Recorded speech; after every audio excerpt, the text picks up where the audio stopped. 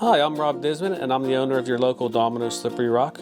I started out with Domino's as a delivery driver when I was in college.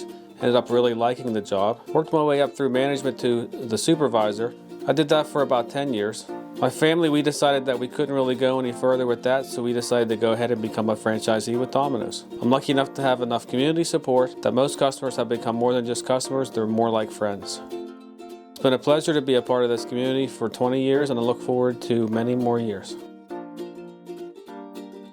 My name is Will Gormley, and I'm the owner of the Dinky Dachshund Tattoo Parlor. Here at Dinky Dachshund Tattoo Parlor, we offer a variety of body piercings, tooth gems, tattoos, custom artwork, commission artwork. What our inspiration here at the Dinky Dachshund is to just look at the walls, look around the shop. There's so much stuff in here to look at. Our goal here is to supply our customers with a personalized, high-quality experience when getting a tattoo or a piercing. My name is Lily Hazett. I am the receptionist and the piercer. We also offer different kinds of jewelry, colored jewelry, whether it's a hoop, a stud, and everyone can kind of pick out what they want. They don't have to start with something that's plain. They can start with something that makes them happy and it'll look good on their body or ear. I'm Alex Aspinall, and I'm the shop's second artist. What sets us apart from the other shops in town, the 6 other shops in town, is that we care. We like to make sure that every tattoo is for you from us because we care.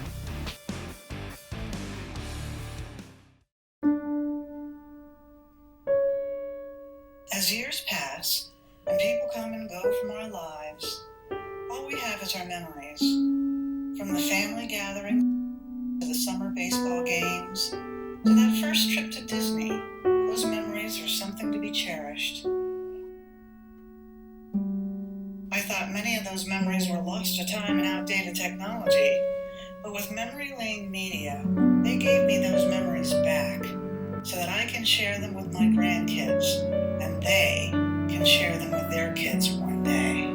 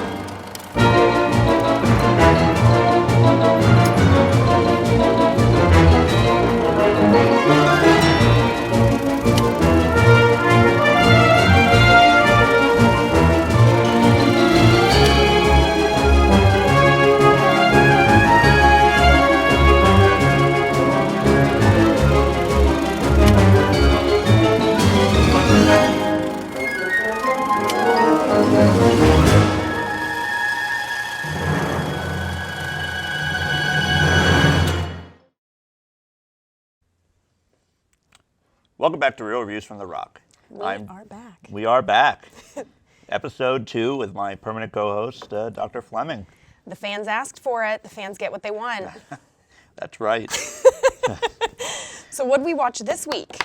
1963's The Terror. The Terror. Starring Jack Nicholson, who we actually talked about last week. Mm-hmm. And I'm pretty sure we were just like, man, it'd be great to do one of his films. And then we happened to find this film after last week's episode. Yeah. And co-starring, I guess technically, Jack Nicholson is the co-star to Boris Karloff. Mm-hmm. I believe known as the Man of 1,000 Faces because of his work in horror films in the early to mid 20th century. Yeah. And in this film, he's pretty old at this point. Yeah, yeah. And Jack Nicholson is very young. Yeah, but still has his like boyish looks to Definitely. him. I mean, Definitely. Even looks that he carried into the late 80s. Here's Johnny. Yeah. I was expecting like a young, unrecognizable Jack Nicholson, Yeah. and we got Jack Nicholson, so yeah. Yeah. So we've got Jack Nicholson, Boris Karloff. Something else I thought was fun that I saw in the opening credits, and I really don't see much of it through the research, but Francis Ford Coppola was a co-producer. Yeah. And he is known for The Godfather, Apocalypse Now. Yes. And he also has a wine named after him. Well, it's his winery. It's his winery. Yeah. Yeah. And he does movie-themed wines. I believe he has one for The Godfather. He has one for Jaws. Oh, I And- didn't know that. Yeah, yeah. Back during my drinking days, but, no more. No more. But, Francis Ford Coppola. And actually, there was 5 altogether, and I can't think of the name off all 5 on top of my head right now. But Francis Ford Coppola and Jack Nicholson both directed portions of this film during the filming I didn't realize process. that. Yeah. Okay. Five people, including director Roger Corman, directed segments of this film at various times. Interesting. Yeah. So. Well, in this cast, as you'll see in the upcoming couple of, this is an hour and 18 minutes long. Yeah. There are only 6 people in the cast of this movie. Yeah. Which is really interesting. And just what an interesting movie it is. So we'll have lots to discuss once we come back from the movie. I was thinking something totally different, and then when I got done watching this film, I was just like, a lot to unpack. This is going to be a good one to talk about. Yeah. So. Without further ado, let's head into 1963's Roger Corman's The Terror. Enjoy. Hi, I'm Rob Disman, and I'm the owner of your local Domino's Slippery Rock. I started out with Domino's as a delivery driver when I was in college. Ended up really liking the job. Worked my way up through management to the supervisor. I did that for about 10 years. My family, we decided that we couldn't really go any further with that, so we decided to go ahead and become a franchisee with Domino's. I'm lucky enough to have enough community support that most customers have become more than just customers, they're more like friends. It's been a pleasure to be a part of this community for 20 years, and I look forward to many more years.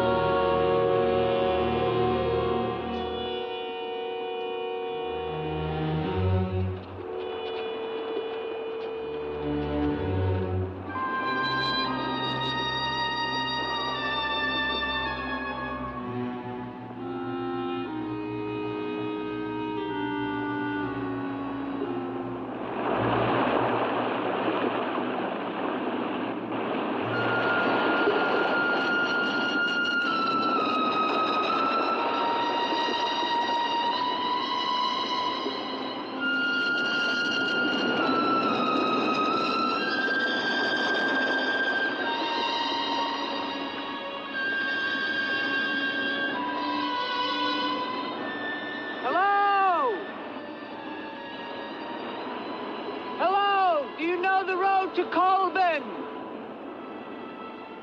I was separated from my regiment at Arstadt. Do you have any drinking water? I'm very thirsty.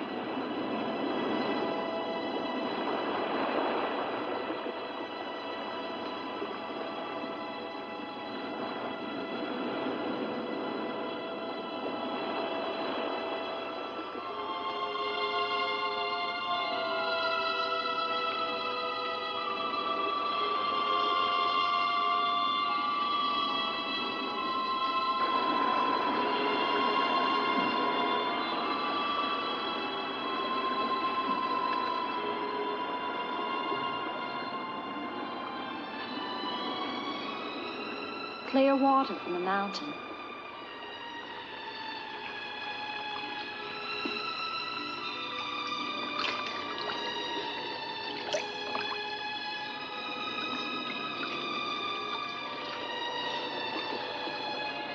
Thank you.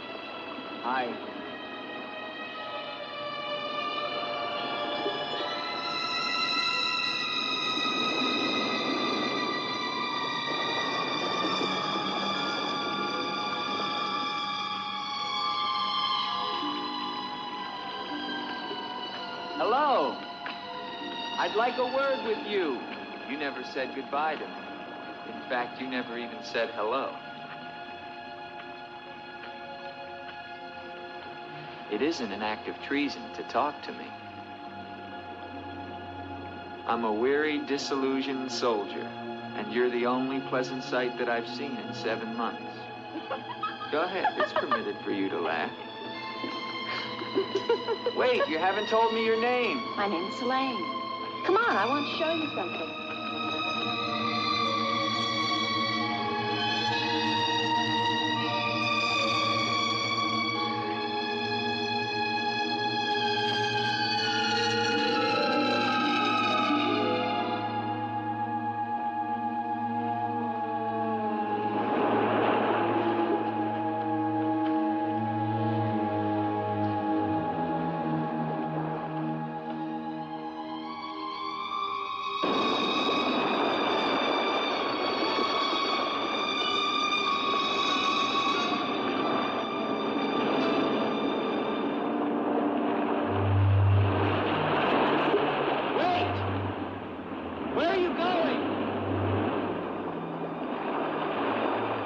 What's wrong?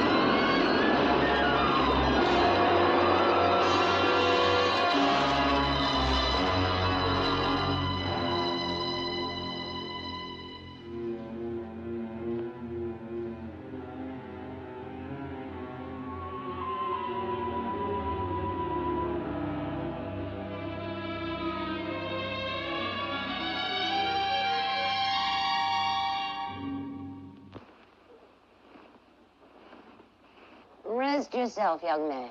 You're safe here. Here, take this for your strength. God knows help is a very rare thing in this forest. Take it whenever it's offered to you.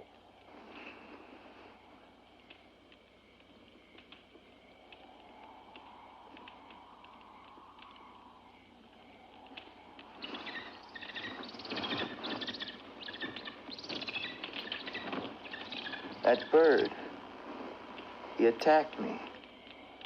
I'm afraid you're wrong. She's quite harmless.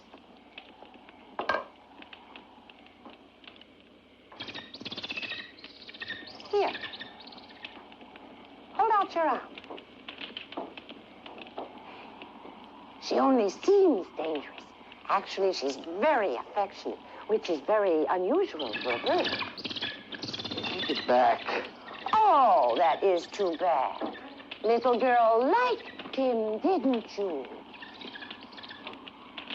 This is Gustav. He brought you here. Gustav fed your horse. Where's Helene? This is Helene. No, not the bird. The girl. Where is the girl? There is no girl. Of course there's a girl. I saw her. She spoke to me. Perhaps you were tired from your long journey and had a pleasant illusion. Gustav, have you ever seen a girl here? Gustav sometimes imagines things. If he could speak, I think we would find that his mind is warped. Such is the will of God, to endow and deprive. The only thing of beauty you'll find in this forest is Helene.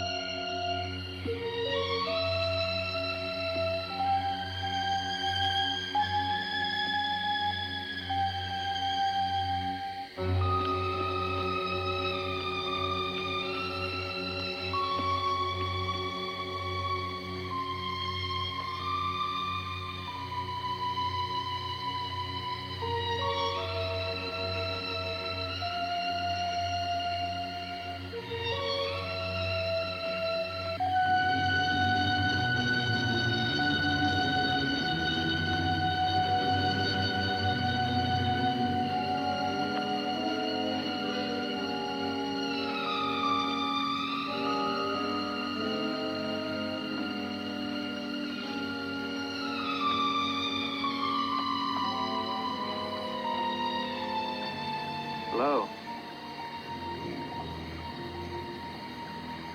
I was afraid you'd drown.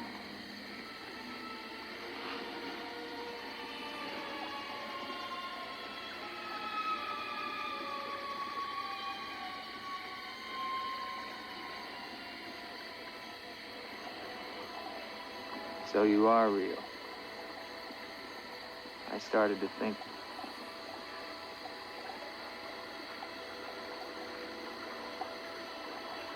Who are you?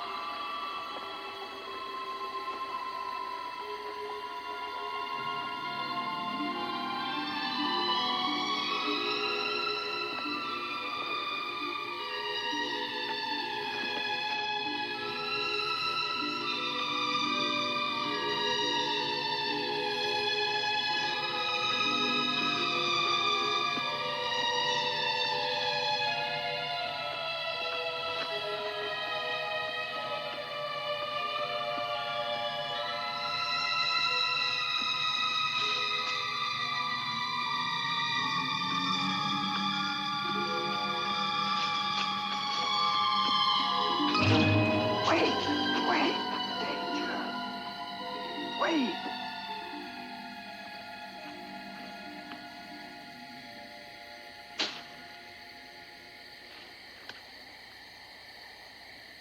Quicksand. The girl was trying to kill me. She knows not what she does. Her will is not her own. You mean she's insane? Possessed.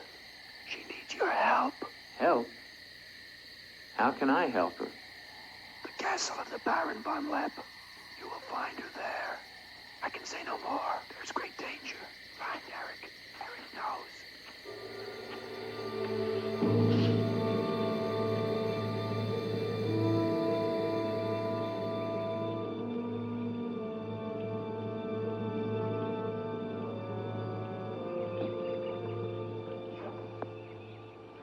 The ride to Colbert is long and far safer by day.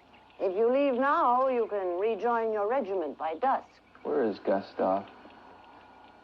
What do you want him for? I want him to show me where the castle of the Baron von Lepp is.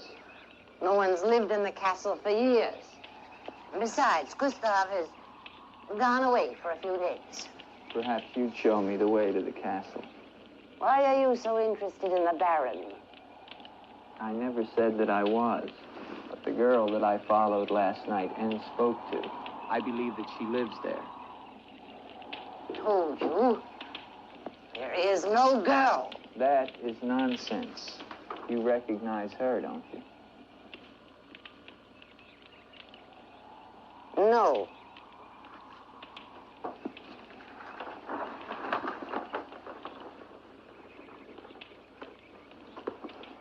I'll find the castle myself. No, wait!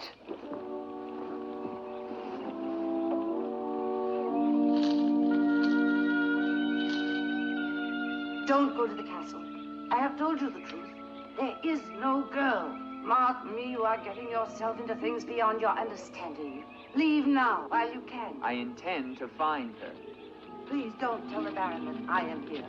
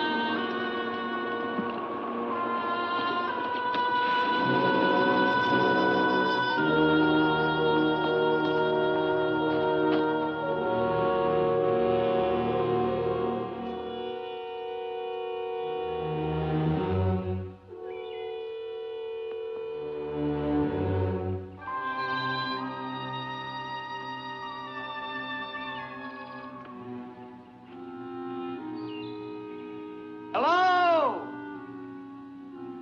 Is anyone here?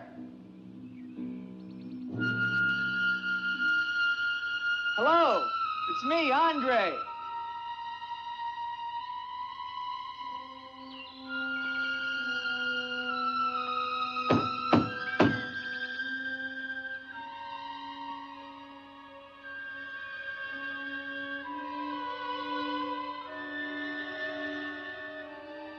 In the name of the government of France, I order you to open this door. Your pardon, young sir. I was at my devotions. I did not hear you. I'm sorry, sir. But surely I made enough noise to awaken the dead. The government of France. I've seen the uniforms of many governments in my time. What would a soldier of France be wanting here? Shelter, for one thing. Permit me to introduce myself, Lieutenant Andre Duvalier, 5th Chasseur. Baron Victor Frederick von Lepp. I suggest you will find better shelter at the village inn. Thank you, Baron. But I've had my fill of village inns. Surely you wouldn't want to inconvenience a French officer. Come in.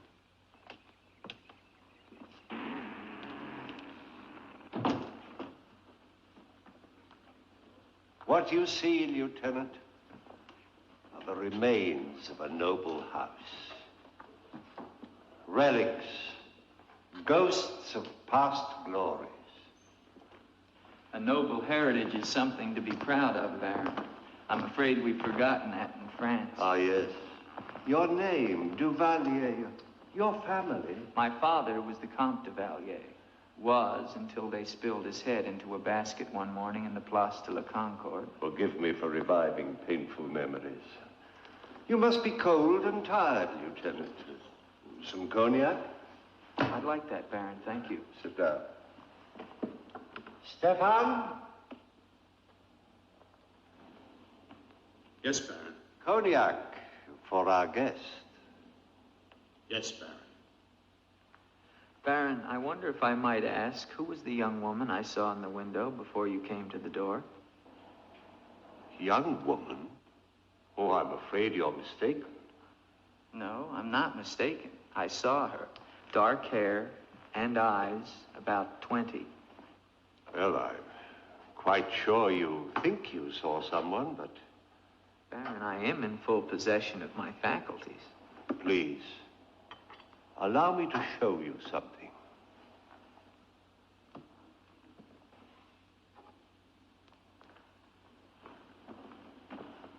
You should never believe everything your eyes tell you, young man. Is that the girl you think you saw? Yes, of course. Before you say anything else, examine the portrait closely, the signature, and above all, the date.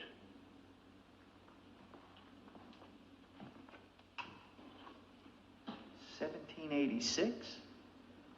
But that's 20 years ago. It's incredible. It's the same girl and she hasn't changed a bit. She has been dead for 20 years. With all respect, Baron, for a ghost, she's a very active young woman.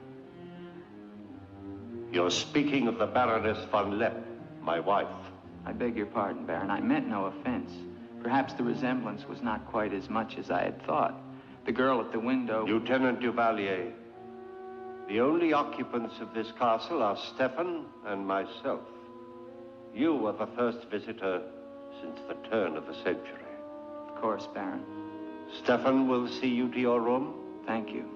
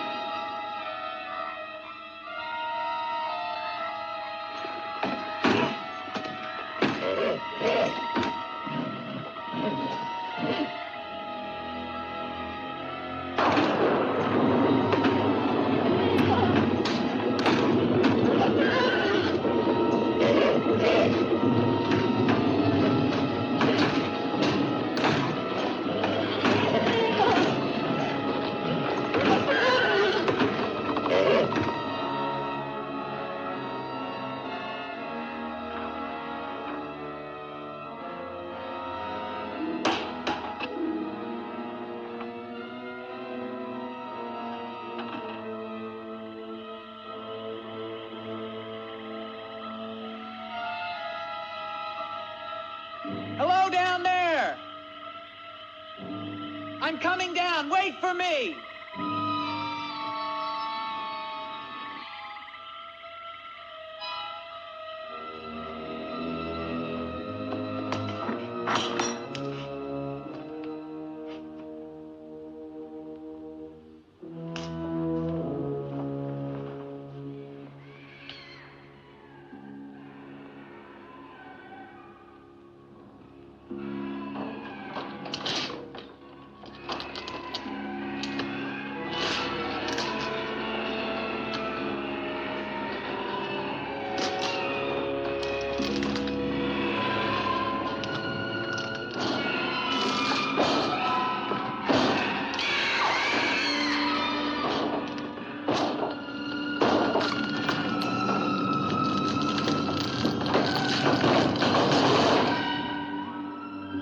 unlock this door.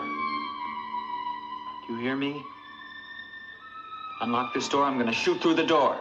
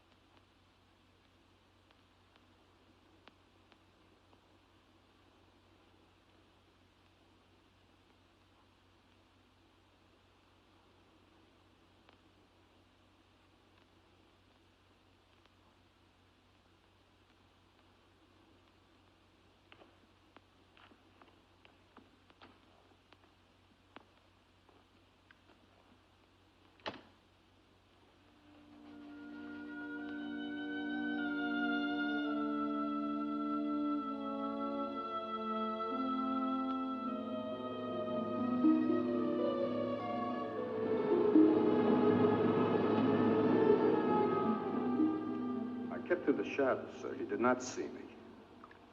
He's a strange one, though. He showed no fear. Well, he must leave at once.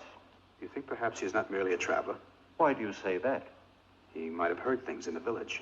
Oh, nonsense. He's a soldier. He doesn't listen to old wives' tales. The important thing is that he leave with all due speed. I shall see to it, sir. But of his own accord.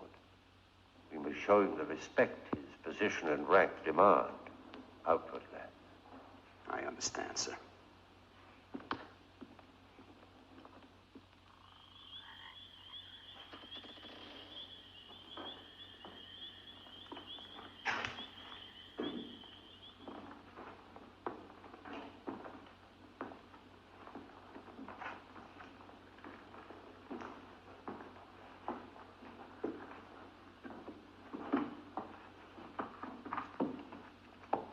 So, must you intrude on the dead as well as the living? If I intrude, Stefan, I shall leave it to my host to so inform me. Why have you come to Castle von Lepp? What do you want here? You seem to have things strangely confused in your mind. You're the servant, not I. I'll ask the questions.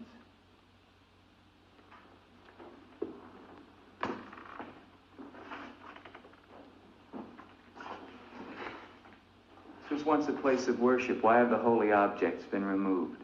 The Baron ordered it. When his wife, the Baroness Ilsa, passed away. Then this became her tomb? No, just the entrance to it. The Von Lepp family crypt lies below, beneath the cemetery. She rests there with 4 centuries of Von Lepps. That's been sealed for 20 years. Nonsense. It must have been open last night. The girl must have passed through here. As the Baron told you, sir, there is no girl. No girl. Well, we shall see. Come with me to the stable, Stefan. I wish to attend to my horse. Wait, Lieutenant. That's what I came to tell you. Your horse is gone. Apparently it bolted during the night. Impossible. You're lying. Why? No, sir, I'm not lying. Hear me well, Stefan. I'm sick of all of these lies. First the old woman, then the Baron, and now you. The old woman, you mean? Never mind. What about my horse? I shall get you another one from the village at once, sir. Believe me, Lieutenant, I have no desire to interfere with your departure from this castle. You seem very anxious to be rid of me. Is it because you're afraid I might find out about Eric? Eric? So there is an Eric. That at least was not a lie. Lieutenant, please, don't involve yourself in these dead matters. There is nothing here but an old man and his decaying memories. I beg of you, leave him in peace.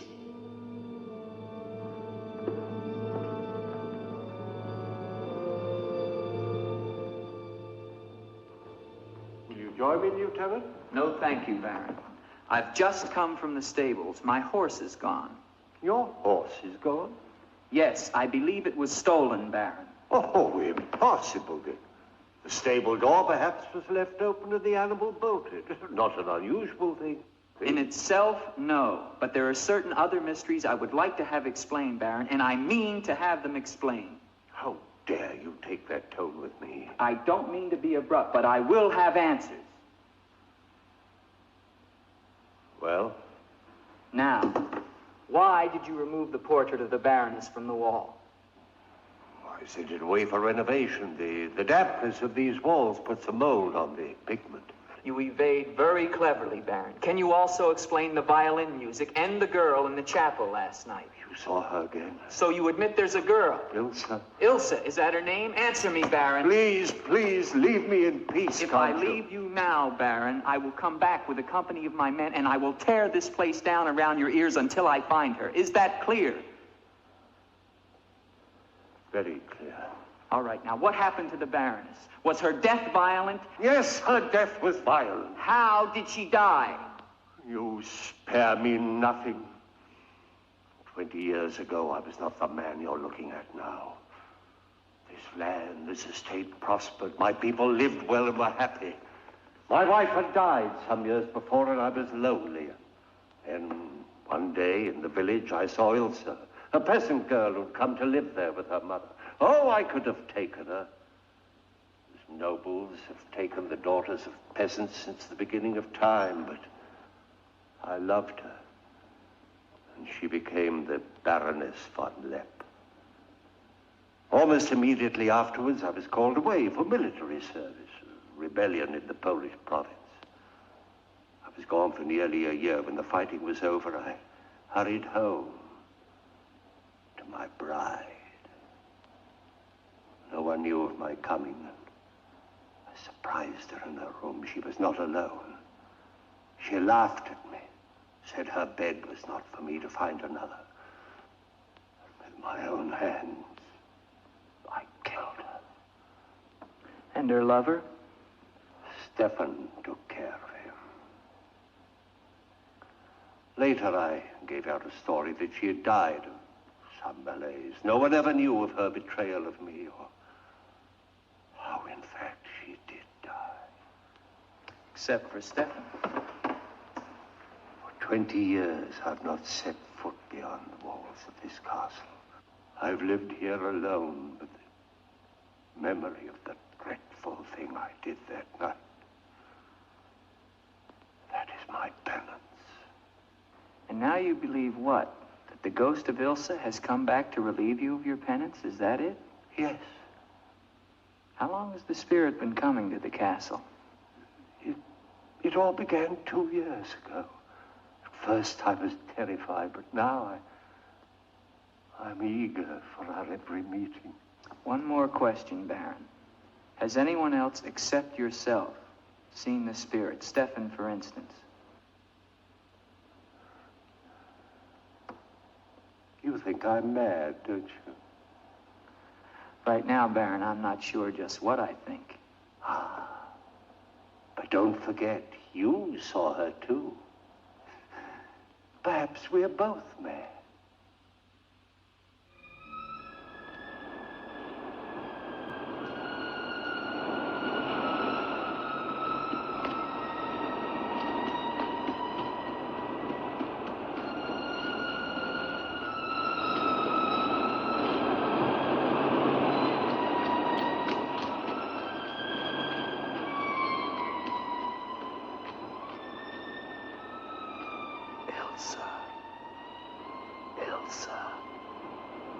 Ilsa. The name sounds strange to me here by the sea. It is your name. Don't you remember? My name is Helene.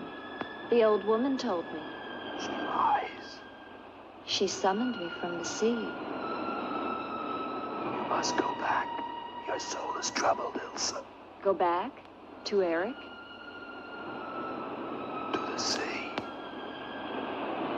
Only when the sea enters the crypt. We shall rest there together, he and I, beneath the sea. It is an evil thing. You must not do it, Ilsa. I must obey the old woman.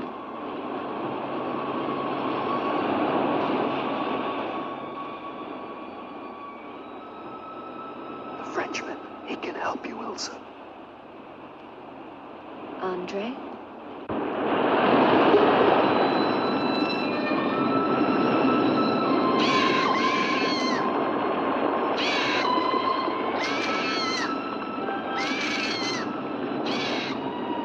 The old one calls.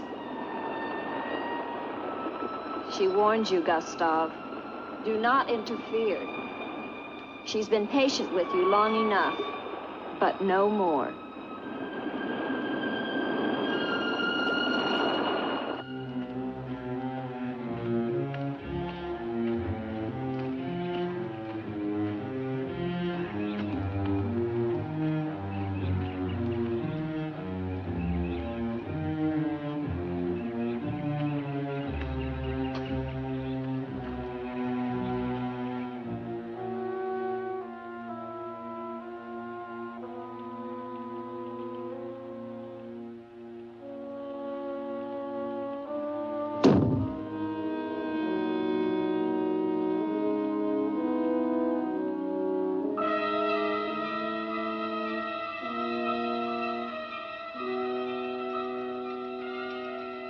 Tetragrammaton, tetragrammaton.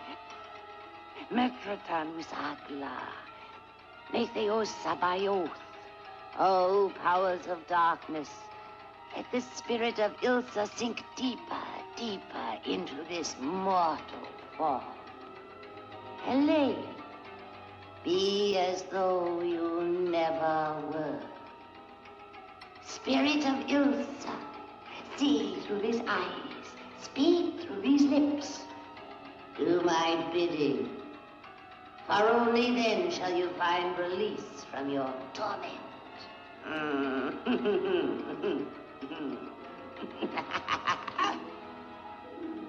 You are becoming stronger now. Quite strong. Soon you shall have the strength to carry out my vengeance. Vengeance. And the dark powers will set you free, for I have promised them a richer prize.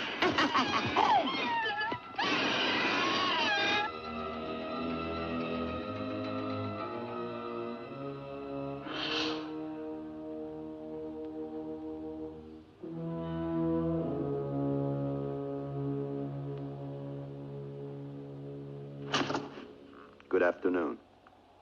Who are you? An appropriate question, but I'm afraid I'm the one who should be doing the asking. I'm invited in, of course. What do you want of me? You realize that this is the property of the Baron Victor von Lepp? And that is forbidden for any of the villagers to set foot here, much less make it their home? How long have you been living here? Only 2 months. Perhaps I should tell you. You see, I've just come from Kleinschmidt, where you are not totally unknown. You've lived here slightly more than 2 years. Your name is Katerina, and you originally come from Colburn, where you were quite unpopular because of, certain activities. They call you Katerina the heretic, the witch. They were fools. Why do you live here? What do you want? I haven't any money. This was the only place that wasn't burned to the ground, so I brought my things in here. Where did you find the girl? Is no girl. I saw her. She was sitting in this chair. There is no girl. I know what she is. Old woman, I know what she is. Listen to me, and listen to me very carefully. I don't know what you want, nor do I fully understand your black abilities. But if the two of you have not returned to Colburn within one night, I shall come back here and kill you with my own hands, and burn this place to the ground once and for all. And you know who once lived here all those years ago? You know who lived here? Eric.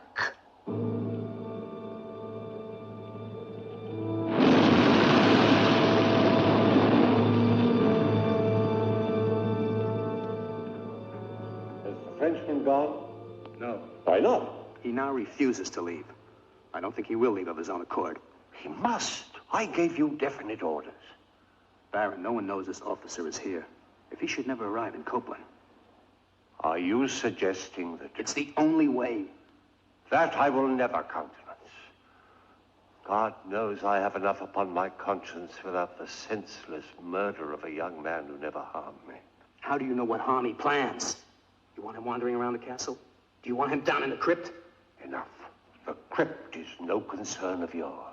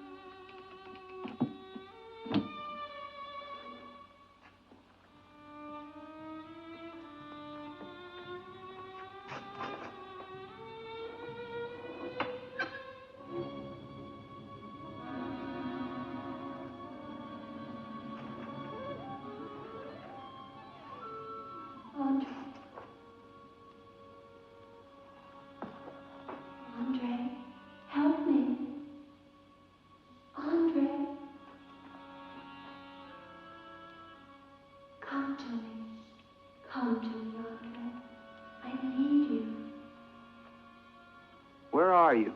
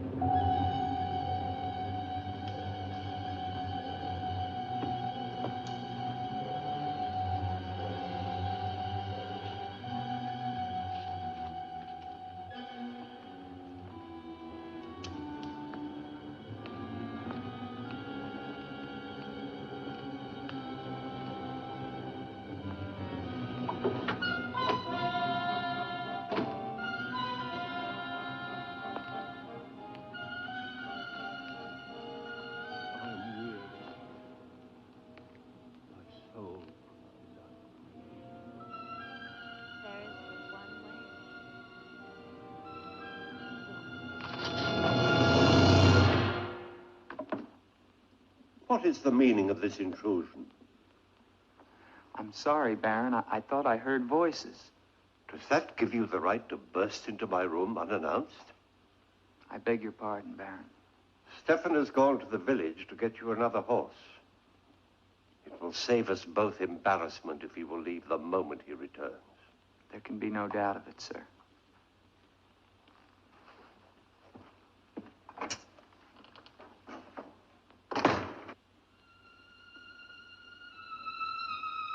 Ilsa? You're doing the best thing, Lieutenant. The Baron often does things which may seem strange to you and me, but the death of the Baroness was a severe shock to him. One from which I fear he has never fully recovered. I understand completely, Stefan.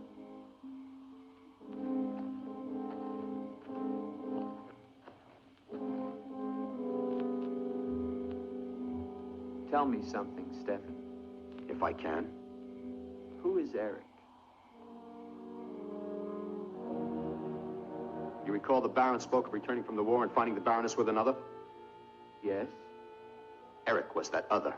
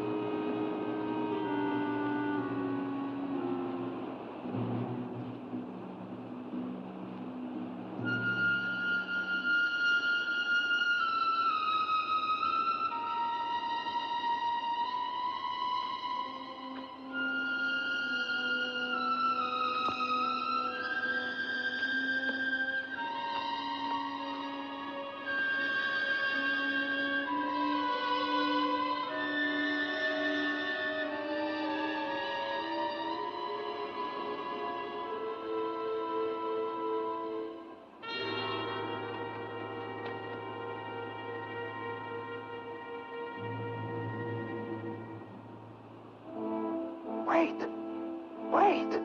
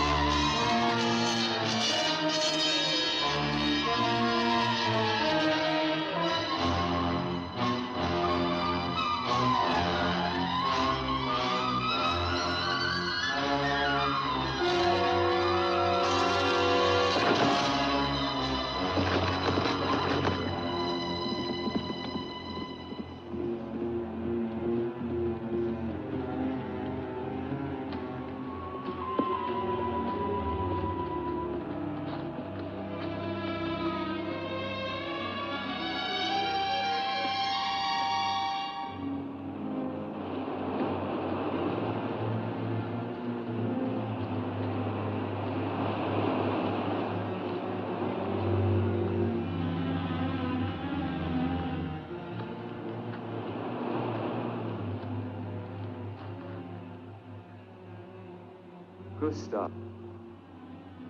She has seen you. She loves you. You must help her. Tonight, her soul cries out for release. Go back.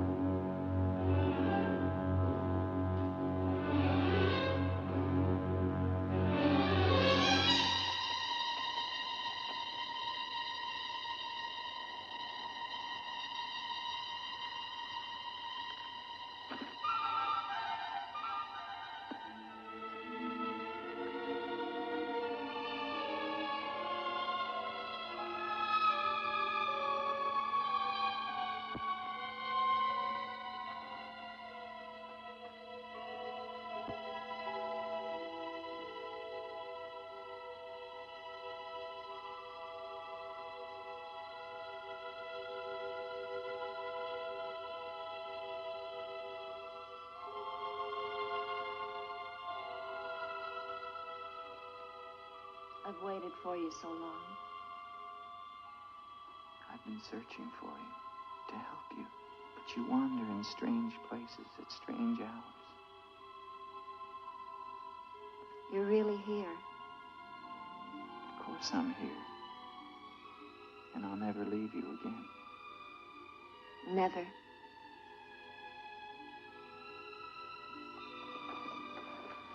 When the night comes, I get cold. My arms and my shoulders get cold. I don't like the night. I want to be free of it. You are free. Only in here, in this holy place. No. Everywhere with me. You must come away with me now. No, I can't. Not until Until what? the crypt. It must be destroyed, and with it the dead. Don't speak of the dead anymore. You're with me now. I am possessed of the dead. You're a warm, living woman. Who has told you these things? The dead. In Paris, they're doing wonderful things to discover the nature of the mind. I'll take you there. There are doctors who can free you from this. From the dead. The dead cannot reach out from the grave. You must come away with me now. No. I'm afraid. The night. There's nothing to be afraid of.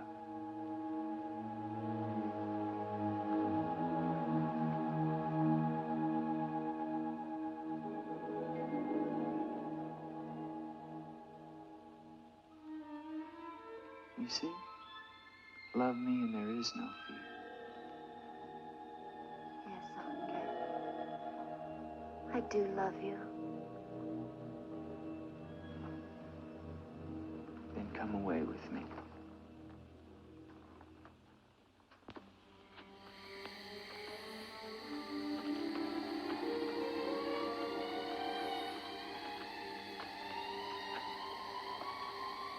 Wait here. It's all right.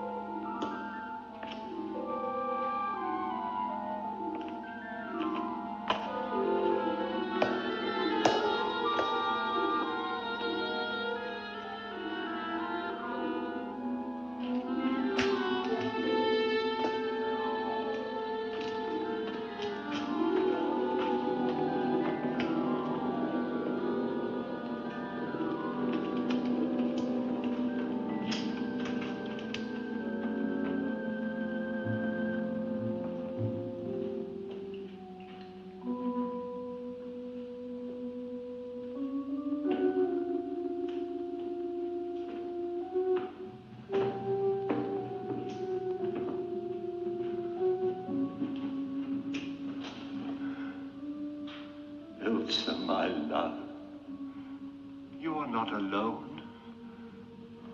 I am here with you now. Soon I will join you in eternal sleep. Stefan will flood the crypt and seal us here together with our love.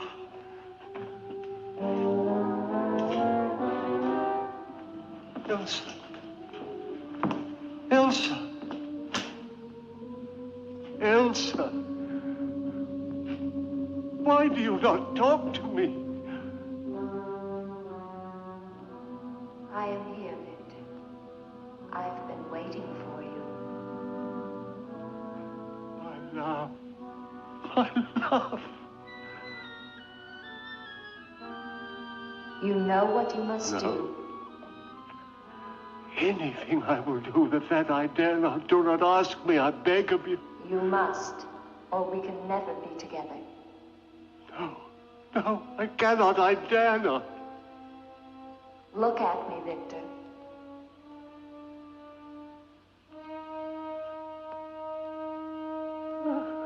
Elsa,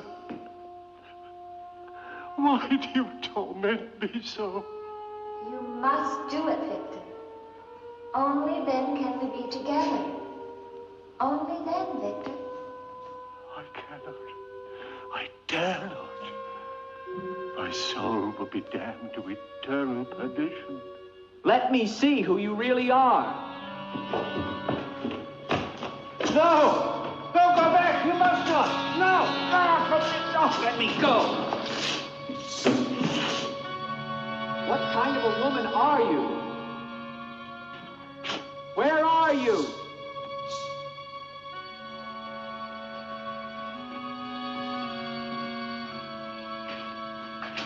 Who are you? Helene!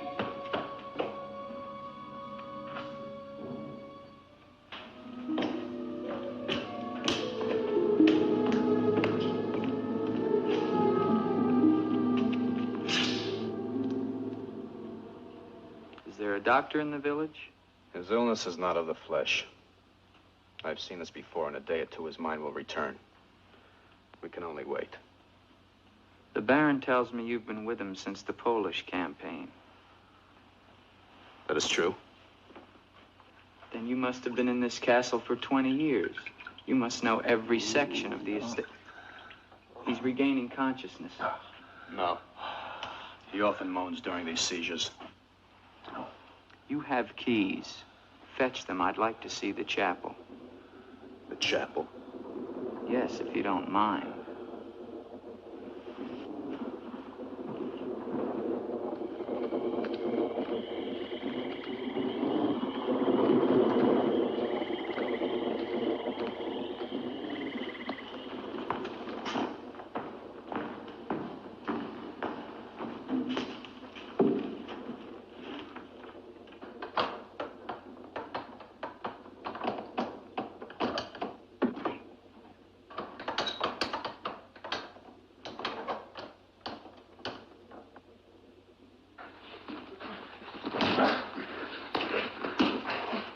Hinges are rusted solid.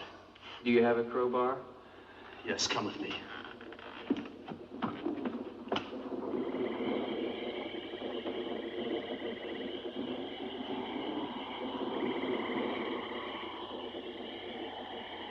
What is it?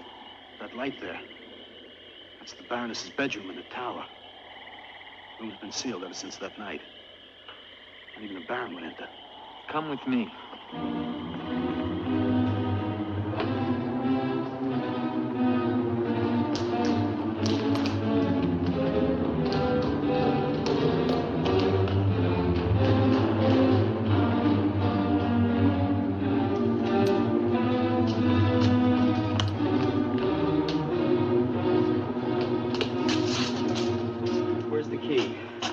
Only the Baron has the key to this lock.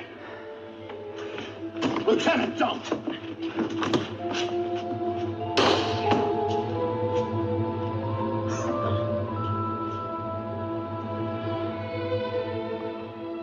the Baron should find out we've entered this room,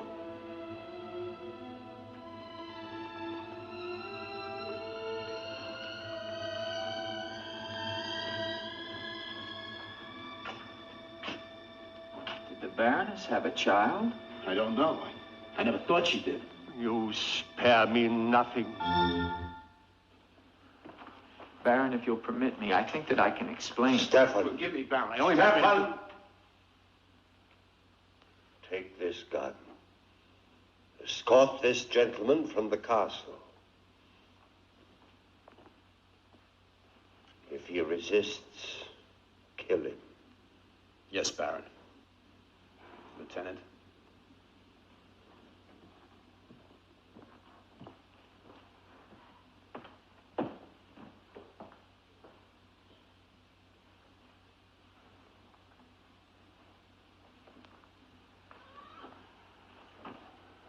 My love.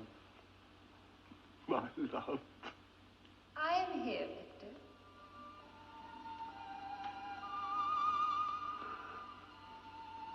I'm weary, Elsa. My soul cries out for relief. There is but one way, Victor. No. The holy covenants of God forbid it. You will be forgiven. Be sure. Take your life as you took mine. Let your own hand destroy you and bring us together forever. Forever. No more torment, Victor. Forever. Forever. I will, Elsa. I will. I promise you, Lieutenant. If you return to Von Lepp Castle, I shall not hesitate to kill you.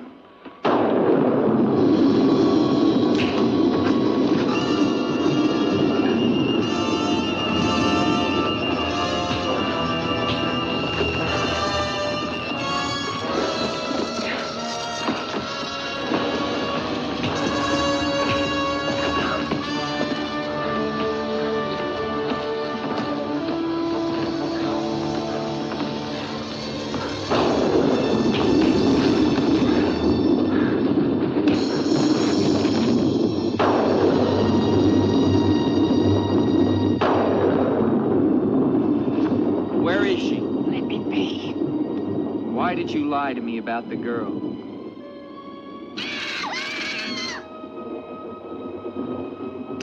Call it off.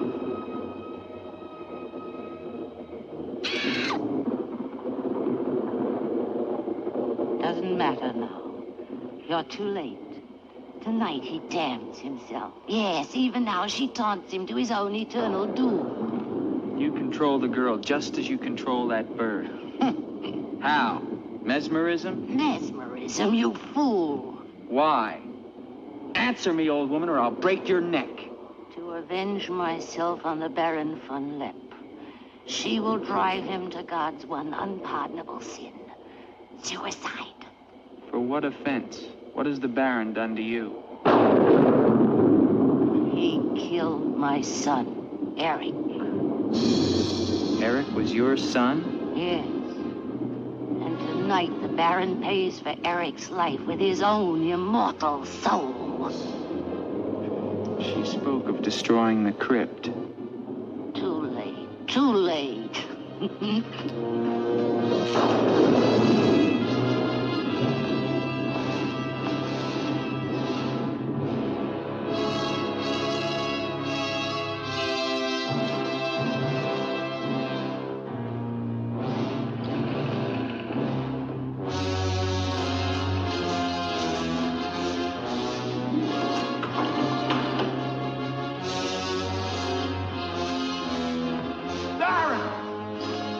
Baron, you mustn't go down.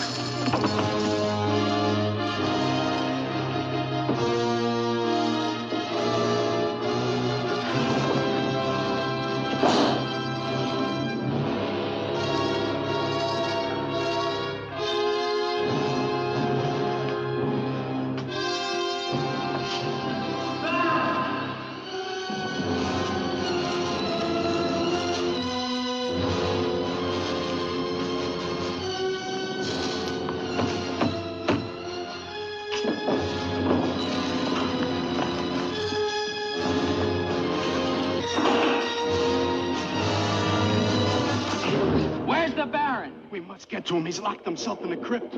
Eric is avenged. Eric avenged? She's used the girl as a puppet to drive the Baron to suicide. But why? She thinks it was the Baron that killed her son. She never knew it was you. What do you mean? He killed my Eric. Eric is her son? You murderer! No, wait! Don't you see now it was all a lie? The Baron did return that night to find Eric with the Baroness, and he did kill her. But there was a struggle, and in the fight, it was not Eric who died, but the Baron. I killed the Baron. Then Eric is still alive? He took the Baron's place, and for 20 years, no one has known. But he took the Baron's place in mind as well as body. In his mind, he is the Baron von Lepp. The crypt. She's told him to flood the cellars. Now they'll both be killed. Eric. Flood the cellars, how? There's a tunnel that leads from the sea to the crypt. Come with me.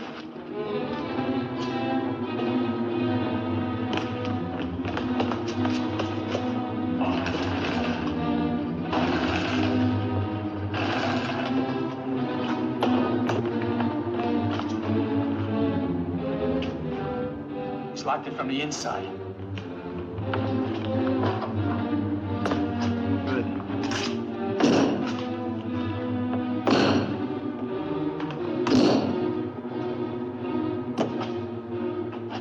Keep on here. I'll try and get in through the chapel.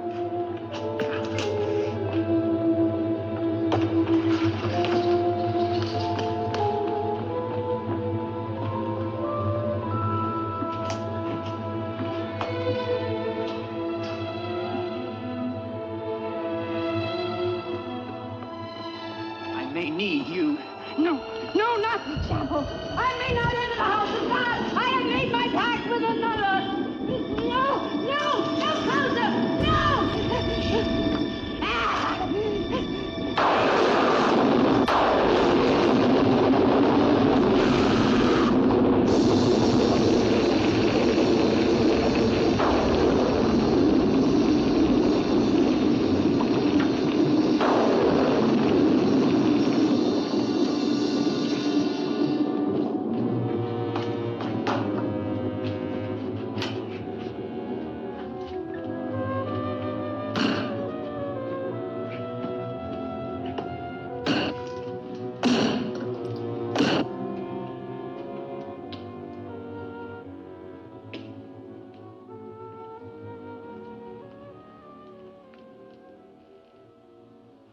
Years of my love, this time forever.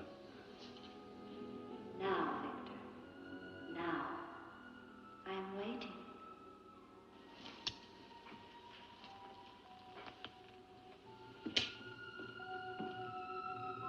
Hurry, Victor, hurry.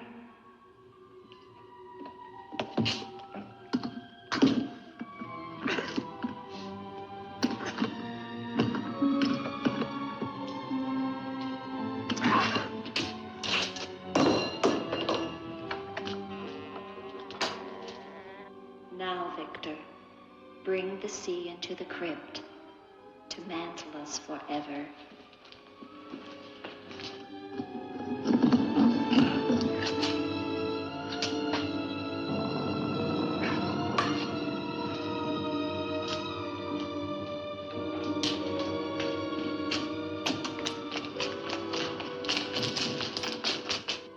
We will be together again, Victor. Together with our love here beneath the sea. Come to me, my love. Draw the veil. Look at me. And see how eagerly I await your embrace.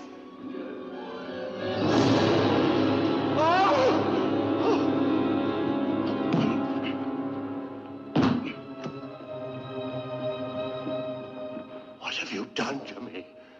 I have damned you as you damned me. The part of me that loved you lies there, Victor, rotting in the coffin. Look at it.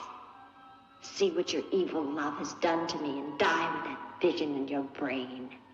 Why have you done this to me? I am the spirit of Ilsa that your unholy sin gave over to the dark powers. But now, by giving your immortal soul to them, I will be free, Eric.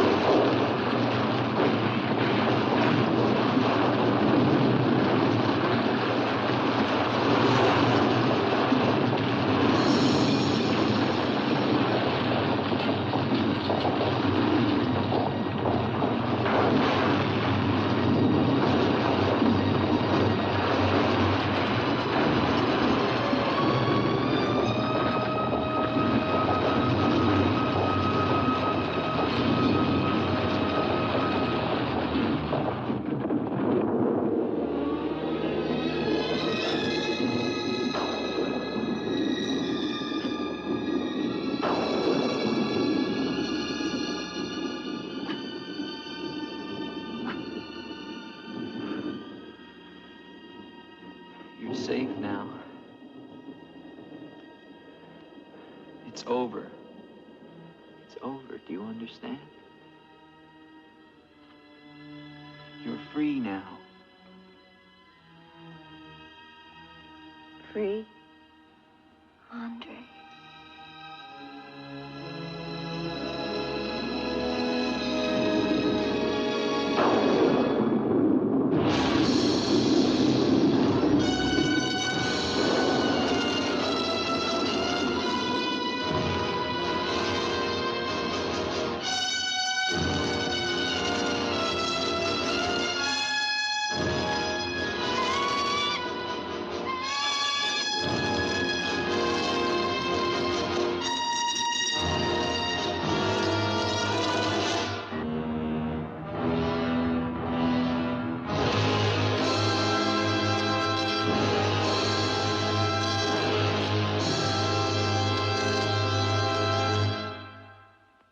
Hi, I'm Rob Disman, and I'm the owner of your local Domino's Slippery Rock.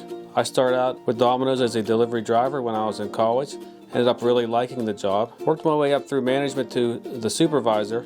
I did that for about 10 years. My family, we decided that we couldn't really go any further with that, so we decided to go ahead and become a franchisee with Domino's. I'm lucky enough to have enough community support that most customers have become more than just customers, they're more like friends. It's been a pleasure to be a part of this community for 20 years, and I look forward to many more years.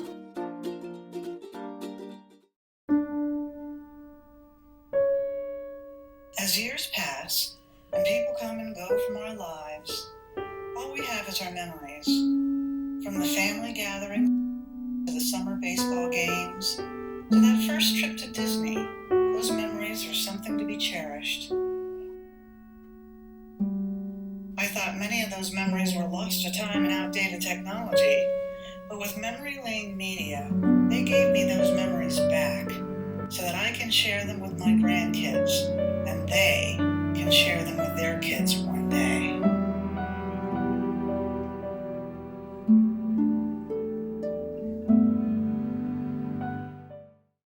Main Street's more of a budget-friendly option. You've got the smaller apartments that definitely leave a lot more room for customization. They are also fully furnished. It's kind of our hidden gem. So you have your options of 3-people units or 2-people units. South Rock's more of our in-between property. It's not super fancy, but it's also still very budget-friendly. You have the opportunity to live with 3 other individuals, which definitely helps with the pricing. The units come fully furnished. The bedrooms come with a desk, a dresser, a nightstand, and a full-size bed. Kitchens are fully equipped. You have a washer and dryer in the apartment, and then you have a really nice patio. Stonecrest is quiet, comfortable, classy. We offer 4 bedrooms and we have 2 bedrooms. All of our units are completely furnished. The kitchen is fully equipped. You have fridge, stove, microwave, dishwasher and garbage disposal, and you do have a patio space as well. For more information, visit us at www.southrockapartments.com. We look forward to hearing from you. Welcome back. And we're back. Yeah. So, what'd you guys think? It's a weird movie. Yeah. The way that Wikipedia describes this is a French officer is seduced by a woman who is also a shape-shifting devil. And maybe that describes it, but I think that there's so much going on during the plot of this movie that it's hard to realize that that is just the entire core of what is supposed to be happening. Yeah, you know, what's interesting is Seinfeld is called The Show About Nothing, and this movie was literally about nothing. There is no story, there's no thread that takes you from A to Z in this movie. It is a lot of Jack Nicholson wandering around the scenery. To be fair, there is about 60 seconds where they try and make a narrative. Yes, which we will talk about. Yes. Because it's towards the end. Yeah. But in a way, it's an interesting movie. It kind of reminded me of something that probably would have been better off as a stage production. That's actually a really good point. Yeah, there's so little going on throughout the film that you really didn't need to have all these extravagant different locations. Right. It all could have been done. Well, let's talk about the locations, and then we'll get into Freitag's plot pyramid and the characters and everything. But something that I think we talked about yesterday, one of the main scenes, or not main scenes, but one of the main things we saw were waves crashing against this cliff, and it was just all the time. So there was that. There was the beach. There was the Baron's castle, a couple rooms in the Baron's castle. Yeah. The old lady's house. Yeah. And the graveyard. And the graveyard. So there were 5 directors.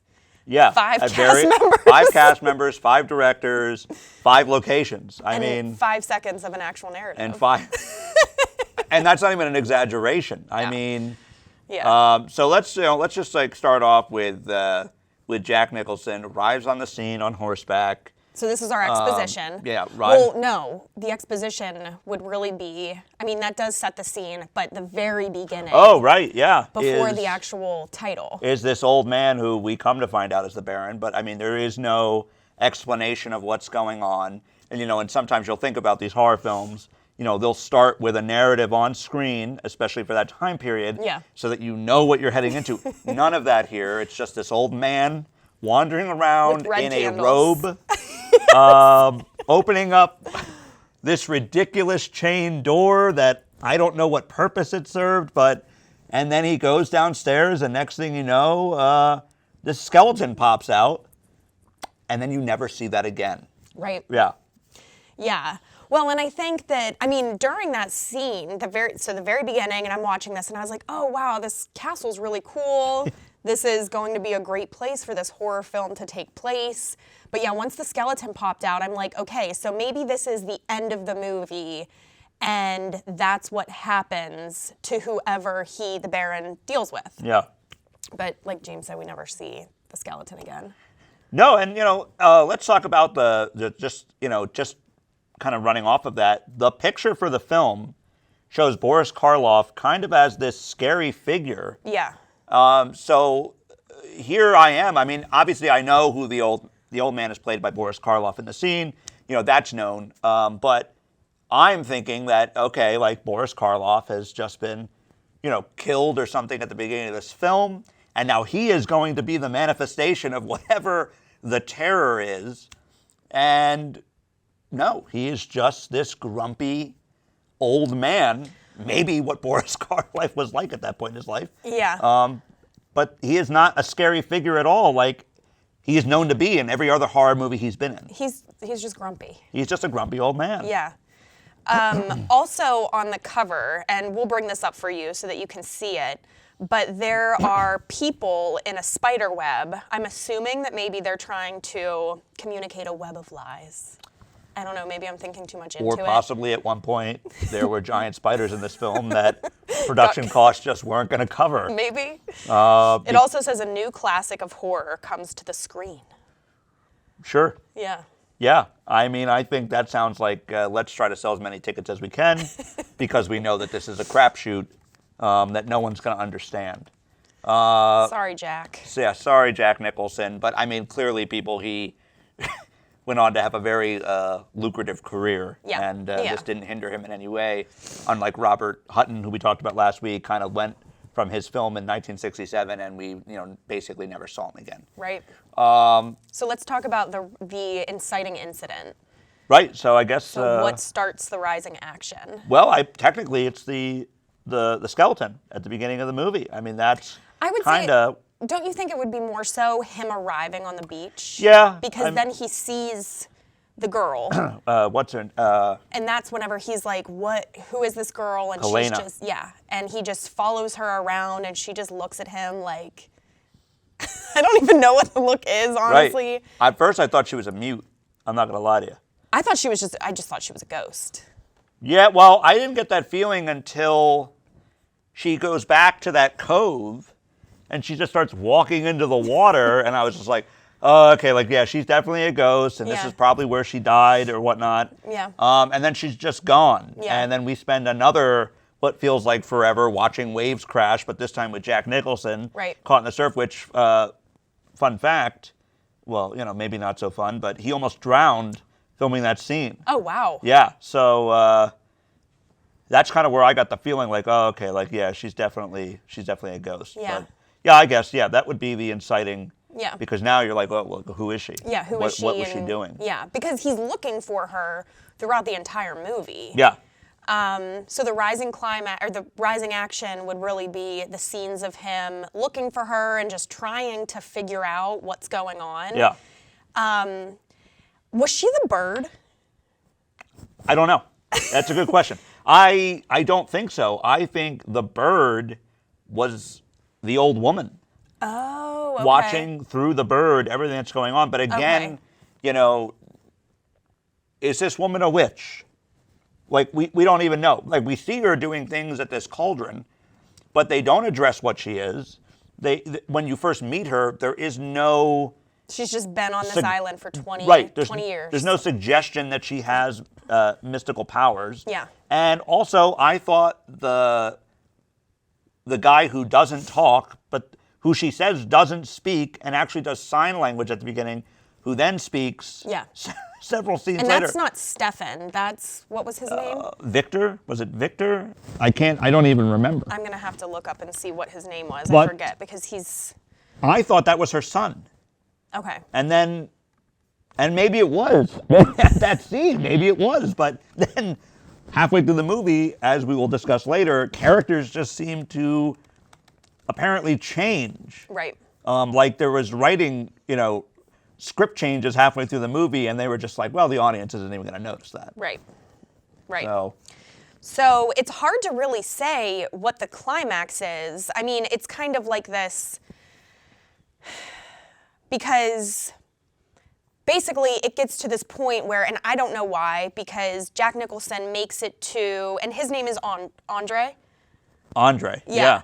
And you don't even find that out for a while. He's randomly like, I'm Andre, to I think Helena. Who he sees up in the castle window. Yes. When he arrives at the Baron's castle. Yes, because the old woman tells him to go there. Yeah. So, was it Gustav? Gustav was the guy who I thought was the woman's son. Okay. Yeah. Okay. So, he gets to the Baron's. He's basically like, I'm a French soldier. Please let me stay with you because I washed up on a shore and I can't find my horse. Yeah. So the Baron begrudgingly agrees. He does not want to let him stay there. And then the horse goes missing. And just out of nowhere, the Baron decides to confess that he killed his wife. Because we do find out that Helena is the wife. Yeah. But her name is also Ilsa. There's a giant portrait on the wall. Yeah. And he was like, that's the woman I saw. And he's like, well, that's impossible. She's been dead for 20 years. Yeah. So I guess that's kind of like the climax, I guess. Yeah. Because it's still, there are so many questions that are unanswered, and you're kind of like finally piecing it together. And you're like, okay, so that's why this guy's a terror, because he killed his wife.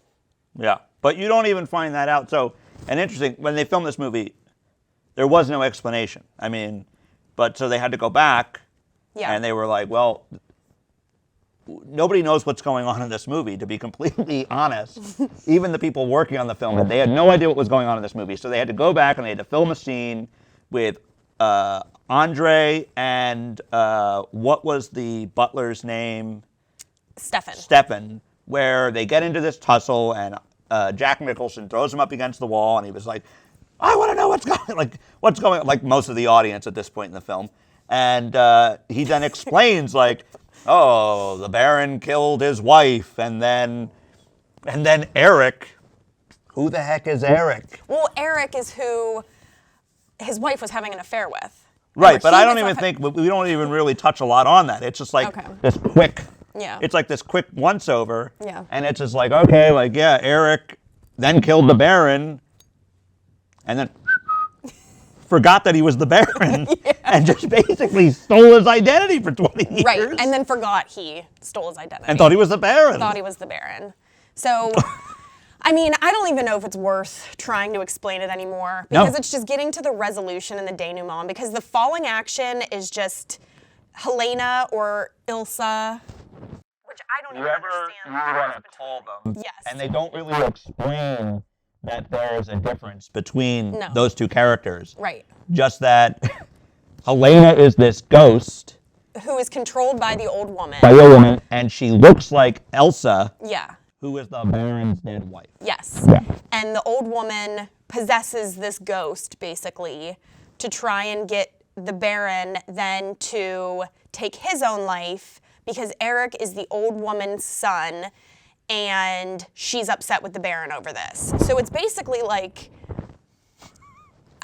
it's a bizarre. lot of drama. It's like trying to explain, oh, this person is my brother's girlfriend's uncle's whatever. Like it's this never-ending, down the line, goofy explanation that they offer the audience, hoping that, well, maybe they'll be so confused they won't even care. I don't know. That's just a guess. Yeah. I certainly was confused at the end of this movie and immediately started laughing at the conclusion of the movie, because I was just like, I cannot wait to hear what Dr. Fleming's thoughts were on this. And even my friend Marie, who watched it at the same time as me, was like, this movie was terrible. It was Spelling a terror in itself. Yeah, it was a terror in itself that I just sat through an hour and 18 minutes of this film. Yeah. And I can't say I blame her, but. Well, I'm reading here that the script apparently cost about $1,600. Wow. Yeah. Well, it shows. It shows. There's probably someone in our audience who loves this movie, calls it, like the poster says, the new classic of horror. It's possible. Yeah. I mean, look at last week we did, They Were From Beyond Space, and that movie was hailed at the time as the worst film ever released. Yeah. And today has kind of like a cult classic like following, and there's a lot of movies like that. Yeah. I don't know for sure that we can call The Terror one of those films, Well, but it's a fun little nugget in Jack Nicholson's That's what I was going to say. theatrical history. Yeah, tell us about whenever someone asked him about it. Well, yeah, I mean, he was doing an interview, and I think it was later in his career, and he was asked about this film. I think probably because people might find it surprising that Jack Nicholson was not only in one film with Boris Karloff, he was in 3 films with Boris Karloff. And the first 2 were adaptations of Edgar Allan Poe stories. Yes, I did. Okay, I did. So this is a movie that Roger Corman liked to consider Poe-esque, which I could see. Okay, I definitely see it. But they asked him about the film and the making of the movie and whatnot, and he said that there was no story. It's a movie with no story, and that there was a rush to film that scene with Stefan so that the audience could be told right before the ending of this movie, and I mean, it really does come right at the tail end of the movie, what any of what was going on was about. Right. And, that's pretty much all he says on it. And, again, it's a little, it's a fun nugget in his theatrical career. Definitely. And also probably kind of a very cool and interesting aspect of his career that he got to work with, Boris Karloff, who, is not known for movies like this where, they're kind of received poorly. Right. He was in major horror films at the time. Do you know how far into Jack Nicholson's career this movie was This for is him? not very far. Okay, so this is I believe in the early 60s, he had an uncredited, it's now credited because somebody went back and they said, Jesus, that's Jack Nicholson. Yeah. But he was in a film called, I can't remember the name of it, but it's a sequel to the movie Mr. Roberts with Henry Fonda. But it's called Ensign Pulver. It's the sequel to Mr. Roberts, and he plays one of the crew on the ship. Okay. That I think is one of his first screen appearances. Okay. But again, he did TV appearances. I believe he was on episodes of Bonanza. He made pop-up appearances all over the place very early in his career. And then eventually made his way to feature films. Yeah, I'm looking at his IMDb right now. IMDb, excuse me. And just so many classics. He was actually in Mars Attacks. Oh, that's what we were talking about last week. Have you seen Mars Attacks? Yes! He plays 3 characters in Mars Attacks. But I forgot that's what we were talking And about last week. I'll tell you what, he is probably one of my favorite actors. And it's so disappointing to me. And I mean, I don't know how to express this as much as it hurts me to my core that his last movie to date is the film How Do You Know, starring Reese Witherspoon and Owen Wilson. I haven't seen that. Who have absolutely no chemistry on screen. But he plays, Reese Witherspoon, Owen Wilson, and Paul Rudd. And he plays Paul Rudd's father. But his scenes are so short, it kills me that that's his send-off film. Because as of now, he has no plans to return to acting. And that's 13 years ago this year. My favorite Jack Nicholson movie, I mean, you're probably going to be like, what are you talking about? But is Anger Management. Anger Management? I love Anger Management. I love that movie. He is so funny much. in that film. He's so funny. In high school, I was obsessed with As Good as It Gets. Yeah. He is so good in that movie Yeah. as an obsessive compulsive person. Yeah. I really enjoy that film. He's just, I mean, from like The Shining to this movie to, he's He's just obviously a really great. The Batman, whenever he's the Joker. Oh, the Joker? Yeah. Yeah.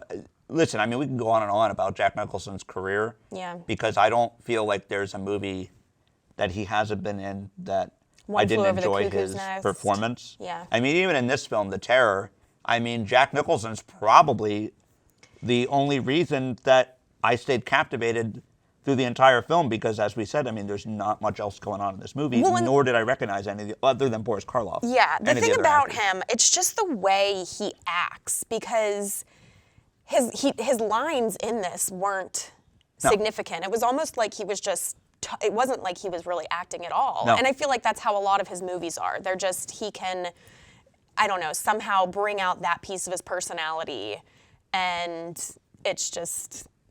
Even the way he very kind of like believable. looks at on screen. I mean, Yeah. the way he's always kind of like squinting. Yeah. And I don't know, just his facial expressions and his mannerisms. Yeah. They come off naturally. They don't come off. I guess what's the acting term? Wooden. Yeah. Yeah. Yeah. So I mean, again, Jack Nicholson. He is one of my absolute favorites. And I mean, A Few Good Men. Yeah. That's his scene when he's on the witness stand. I mean, that's classic. The Departed. Oh yeah, I forgot The about Departed. that. Oh yeah. So many movies. Funny story actually. When I was in high school, I had a teacher who had family up in Boston, and they knew the owner of the bar where the actors would go after they were done shooting. Okay. And they said Jack Nicholson was actually the only real friendly actor out of the group. Matt Damon and Leonardo DiCaprio. Yeah. He would come in, and he had a specific type of scotch that he drank. I think it was scotch. And the bar didn't usually carry it, and he was just like, well, and he handed them all this money, and he was just like, I want you to order this much for me. Because I'm going to be in here every night after we're done shooting. Wow. And he was like, and I'm going to be bringing a bunch of people with me. And he would, I guess, he bought he gave him the money to buy that scotch. He would buy everybody in the bar rounds of drinks. And apparently he was just like a really down-to-earth, basically he was Jack Nicholson. I mean, they describe him as basically what you see in his films, especially the lighthearted ones, not The Departed, obviously. He's not whacking anybody, but yeah. He is who you see on film. He is just this giant character of a person bursting out in all directions. I wonder if it's Glenlivet's. For what? The Scotch. The Scotch? It might be. Yeah. And just real quick, I just want to go back and just speaking about Jack Nicholson's personal life. So Sandra Knight plays Helena Elsa. Ghost. That whole debacle. But that's his wife in real life. They're married at the time, and she's actually pregnant with their daughter Jennifer Nicholson during production of this film. I had no idea. Yeah, I didn't either until I was reading about the movie afterwards. I did not know they were married. They did definitely look in love during those kissing scenes, which... Well, that or, Jack Nicholson's quite the playboy. So I think, Jack Nicholson had many loves over the course of his career. So I don't know. Yeah. Maybe it was love. Yeah. For Sandra Knight's, for her feelings. I will say yes. Yes. She's not watching, but. Yes, seriously. Sandra Knight's not watching our little production here. So let's talk about Jack Nicholson today, though, because as we said, he's been out of the public eye for 13 years. And whenever you told me that, out of the public eye, but I couldn't believe that. Yeah. Because I feel like, I don't know, I feel like it wasn't that long ago that I was obsessed with some of his later movies. Yeah. But yeah, whenever you said that and we looked up pictures of him, he's gotten a lot of really negative media attention. The paparazzi's just been kind of bullying him. Yeah. Well, I mean, I don't know how you, and tell me if this is the same for you. Like when I think of Jack Nicholson, or I think of like Harrison Ford or any name an actor, you never think of them now, okay? Right. TV shows, you watch The Office. Mm-hmm. Okay, so when you're thinking of Steve Carell and John Krasinski and all them, the first image that comes to mind is Steve Carell and John Krasinski at their age when they filmed The Office. And then you see them today and you just, forget almost like, oh yeah, like that was, now The Office, next year, it'll be 20 years since The Office debuted. Wow. 20 years, which is insane to me. Yeah. So with Jack Nicholson, it's the same thing. When I think of Jack Nicholson, the first image I think that comes in is Jack Nicholson's, any way that Jack Nicholson looked between the mid-90s to the mid-2000s. Yeah. I mean, that's what comes to mind for me. Yeah. So when you see pictures of him today, you forget, like, oh yeah, like, I mean, he's an old guy now. Right. Yeah. But he has gotten a lot of negative He has. attention. He has. Because Jack Nicholson has, who is he impressing these days? He doesn't have to stay in shape for films. Right. And we know that there's, that bias against different body shapes in Hollywood. I mean, it's very strict when you're doing a movie. Right. So now he doesn't have to worry about any of that. He can just live his life. So he has put on a significant amount of weight. And, I can say that as I've been ballooning up here on camera for the past year, unfortunately.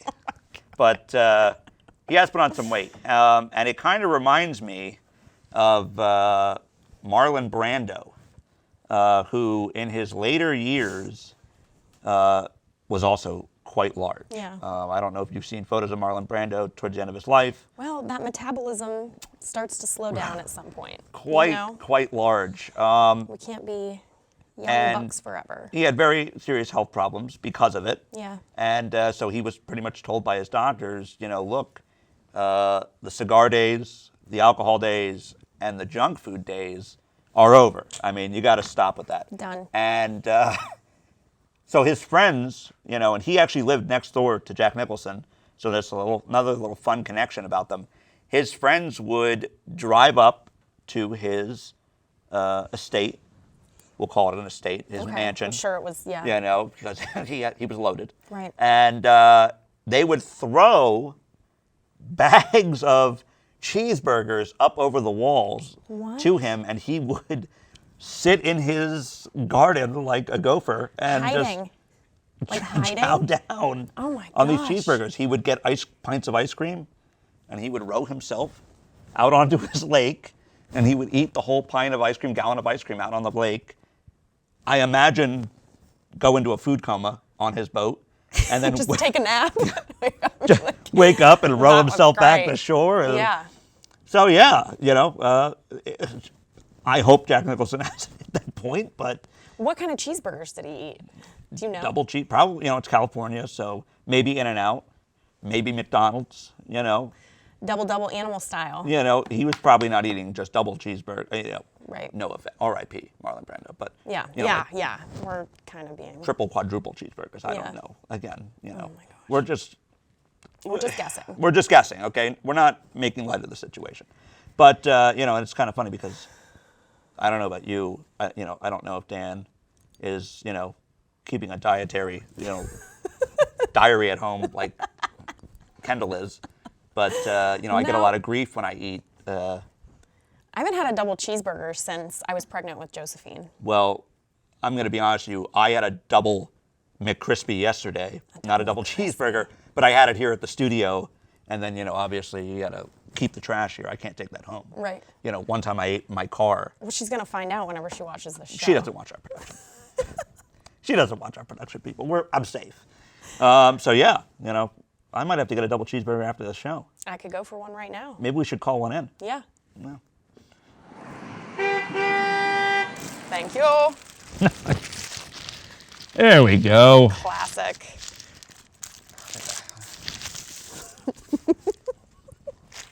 Delicious. Well, Brando knew what he was doing. Mm-hmm. For sure. So, man. Now I'm just like chewing this cheeseburger. I'll wind up choking on camera. Then we'll get viewings. Yeah. So anyways, is there anything else you want to say about this show or movie? No, because again, the movie said nothing to me. Yeah. As ridiculous. If we're being honest, but right. I do want to say that it was fun being able to see a Jack Nicholson film, especially for our program, because it is hard to find films that I think are going to captivate people for this show in the public domain. Last week we ran into an issue where our film which had hit public domain in 2015, was then picked up by this company, Studio Canal. Yeah. Who I'm, still harassing via social media to try to get give me some the permission. freaking movie. But Yeah. Anyway. But it is difficult to find certain movies, and then also running into that problem because It's a Wonderful Life was the same way. We had tried doing It's a Wonderful Life, and then it turns out that a company was able to pick up the rights to It's a Wonderful Life after it hit public domain, which I didn't even realize, and maybe I'm just silly, I didn't even realize that was possible. That was a thing, yeah. So, well, if there's money to be made, there's a way. So, yep, anything's which possible. is interesting. I mean, and I just want to talk about that just for a second because it's interesting that George A. Romero, and as you'll remember in the last season, we did Night of the Living Dead, and the big thing we talked about was all the money he lost on distribution rights. Right. And it's interesting to me that he didn't go back after and pick up the rights to this movie for himself. Yeah. So maybe didn't have any money to do that. Right, yeah. I mean, I think many people think of George A. Romero as this big success because a lot of his movies inspired bigger movies. But I mean, maybe, he was an inspiration. But yeah. So this was a good episode. I was really excited about this one. Yeah, definitely. It was interesting. Do you have any idea what we're doing for our next episode?